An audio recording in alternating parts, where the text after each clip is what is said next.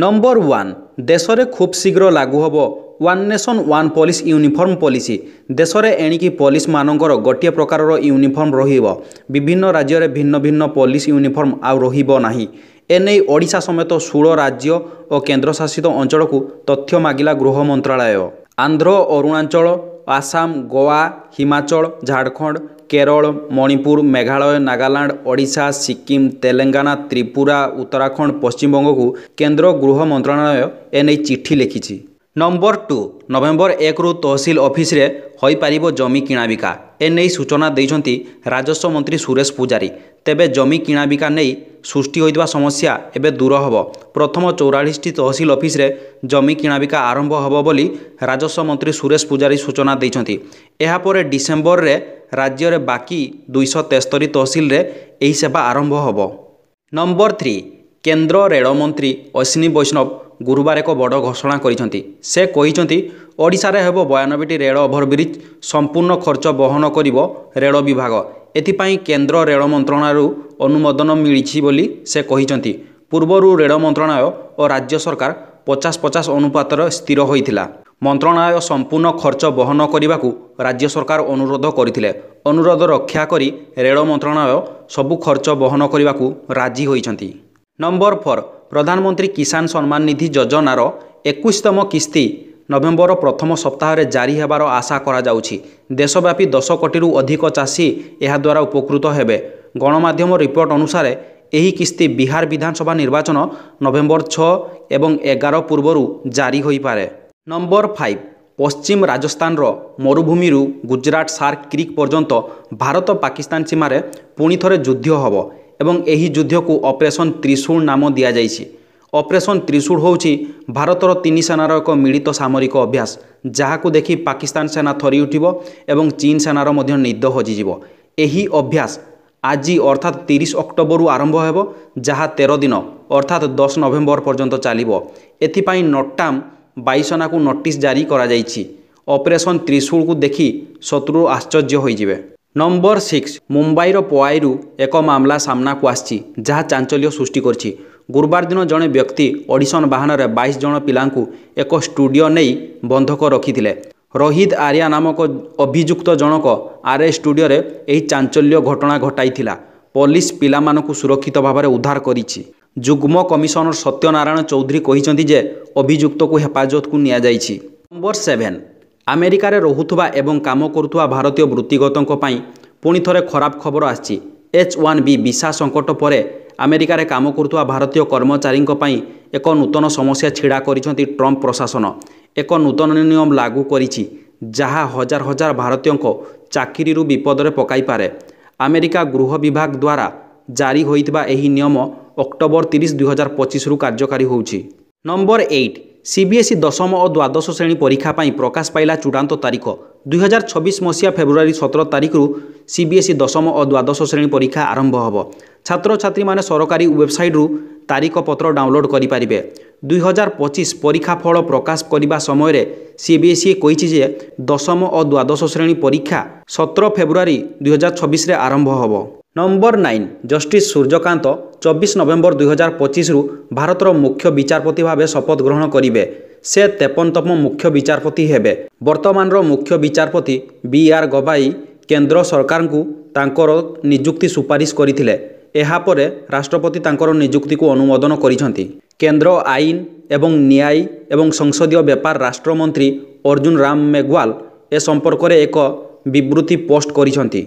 Number 10 गाड़ी पछरे सरकारी officer लेखि करुथुले गंजेई चालाण अबकारी विभाग हाबुडरे पड़गले। केन्दुझर जिला पाटना थाना दे जाइथिबा 220 नंबर जातीय राजपथ साहारपड़ा देव नदी पोल उपरु एक गंजेई भर्ती कार जबत होइछि। भुवनेश्वर नार्कोटिक करंजिया अबकारी विभाग सहायतार धरिथिबा सह गाड़ी को जबत करी गाड़ी भितरु 1 क्विंटाल 71 किलो गंजेई जबत करिछि। नंबर 11 बात्या मंथा प्रभाव में हेक्टर हेक्टर फसल नष्ट स्थिति परखिले जिलापाल देले एभली प्रतिश्रुति। बात्यारू बर्तीगला गंजाम जिला किंतु चाषी को देगला दुख। बात्या मंथा प्रभाव में जिले में लगाण वर्षा देखा मिलता। उपर मुंडरे वर्षा पाई नदीर जलस्तर वृद्धि हेतु चाष जमी पशिबा शह शह हेक्टर चाष जमी उपरे लहड़ी मारुछि पानी ଯାହାକୁ ନେଇ ଚିନ୍ତାରେ ଚାଷୀ। ଫସଲ ଜମିରେ ପାଣି କମିଲେ ସଠିକ୍ କ୍ଷୟକ୍ଷତି ଆକଳନ ସମେତ ଯେଉଁ ସମସ୍ୟା ରହିଛି ତାର ସମାଧାନ କରିବାକୁ ଚାଷୀଙ୍କୁ ପ୍ରତିଶ୍ରୁତି ଦେଇଥିଲେ ଜିଲ୍ଲାପାଳ। 12 ଘର ବାରଣ୍ଡାରେ ଖେଳୁଥିବା ବେଳେ ଶିଶୁପୁତ୍ରର ଗୁପ୍ତାଙ୍ଗ କାଟିଲେ ବଡ଼ ମା। 3 ବର୍ଷ ପରେ ହେଲା ପର୍ଦ୍ଦାଫାଶ। କେନ୍ଦୁଝର ଜିଲ୍ଲା ତୁର୍ବୁଙ୍ଗା ଥାନା ଚେମେଣା ପଞ୍ଚାୟତ ଭୃଙ୍ଗରାଜପଶି ଗ୍ରାମର ଦେବଶର୍ମା ମୁଣ୍ଡାଙ୍କ 2 ବର୍ଷର ଶିଶୁପୁତ୍ରଙ୍କ ଗୁପ୍ତାଙ୍ଗ କାଟିଦେବା ଘଟଣା ଅଞ୍ଚଳରେ ଆଲୋଡ଼ନ ସୃଷ୍ଟି କରିଥିଲା। ମିଳିଥିବା ସୂଚନା ଅନୁସାରେ ଶିଶୁପୁତ୍ର ରଞ୍ଜନ ମୁଣ୍ଡା ଗତ 2023 ଜାନୁଆରୀ 8 ତାରିଖରେ ଘର ବାରଣ୍ଡାରେ ଖେଳୁଥିବା ସମୟରେ କେହି ଜଣେ ଶିଶୁପୁତ୍ରର ଗୁପ୍ତାଙ୍ଗକୁ ବ୍ଲେଡ୍ରେ କାଟି ଦେଇଥିଲେ। ଗୁରୁତର ଅବସ୍ଥାରେ ଶିଶୁଟିକୁ କଟକ ବଡ଼ ମେଡିକାଲକୁ ସ୍ଥାନାନ୍ତରିତ କରାଯାଇଥିଲା।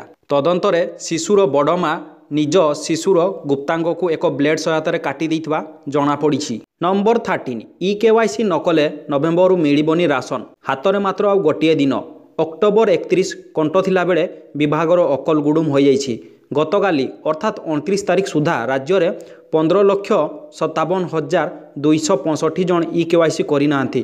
ଏତେ ସଂଖ୍ୟକ ଲୋକ ଭିତରୁ କେତେଜଣଙ୍କ ରାସନ ବନ୍ଦ ହେବ ତାହା ସରକାରଙ୍କୁ ଅକଳରେ ପକାଇଛି।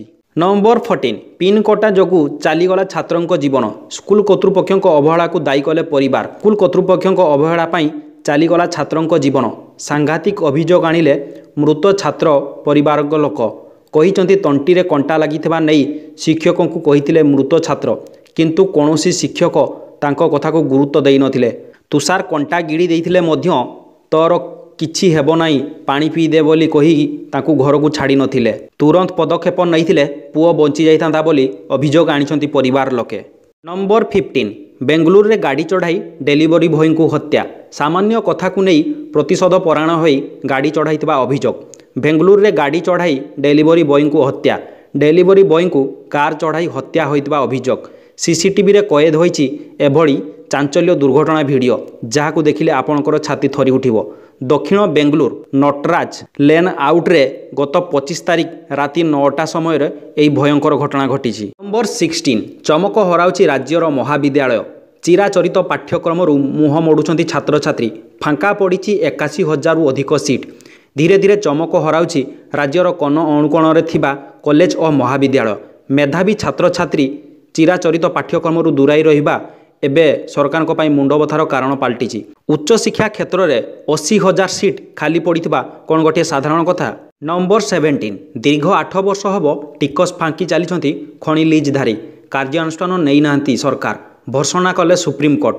ଚୋରି ପରେ ପୁଣି ସିନା ଚୋରି। ଦୀର୍ଘ 8 ବର୍ଷ ହେଲା ଟିକସ ଫାଙ୍କି ଚାଲିଛନ୍ତି ଖଣି ଲିଜ୍ଧାରୀ। ସରକାର ଓ ସୁପ୍ରିମକୋର୍ଟଙ୍କ ନିର୍ଦ୍ଦେଶକୁ ମଧ୍ୟ ଖାତିର ନାହିଁ। ଏହା ଭିତରେ ବେଆଇନ ଖଣି ଲିଜ୍ଧାରୀ ଦେଇନାହାନ୍ତି 2700 କୋଟିରୁ ଅଧିକ ଟଙ୍କା। ରାଜ୍ୟ ସରକାର ମଧ୍ୟ ନିରବଦ୍ରଷ୍ଟା ସାଜିଛନ୍ତି। ଏବେ ଏହି ଅର୍ଥ ଆଦାୟରେ ବିଳମ୍ବ ସରକାରଙ୍କୁ ମହଙ୍ଗା ପଡ଼ିଛି, ଘୋଷଣା କରିଛନ୍ତି ସର୍ବୋଚ୍ଚ ନ୍ୟାୟାଳୟ। ନମ୍ବର 18 ପ୍ରଚାରରେ କମ୍ପୁଛି ନୂଆପଡ଼ା। ଆସନ୍ତା ସପ୍ତାହରୁ ମଇଦାନରେ ହେବ ବିଗ୍ ଫାଇଟ୍। ଭକ୍ତଙ୍କ ମାଟିରେ ନବୀନ ଓ ମୋହନଙ୍କ ହେବ ପରୀକ୍ଷା। ବାଜିରେ ଲାଗିଛି ନୂଆପଡ଼ା। ସମ୍ମାନର ବାଜି ଜିତିବାକୁ ସବୁ ବଳ କୌଶଳ ପ୍ରୟୋଗ କଲେଣି 3 ରାଜନୈତିକ ଦଳ। ଆଗକୁ ପ୍ରଚାର ମିଟର ବଢ଼ାଇବାକୁ ଓହ୍ଲାଇବେ ରଥୀ ମହାରଥୀ। ନୂଆପଡ଼ା କହିବ କାହାର ଲୋକପ୍ରିୟତା କେତେ। ସେପଟେ ଆଜିଠୁ ଆରମ୍ଭ ହୋଇଛି ହୋମ୍ ଭୋଟିଂ। ନୂଆପଡ଼ାରେ ବଢ଼ିଲାଣି ନିର୍ବାଚନୀ ପାରଦ। ଘମାଘୋଟ ଲଢ଼େଇ ସହ ପ୍ରଚାର ମଧ୍ୟ ଚାଲିଛି।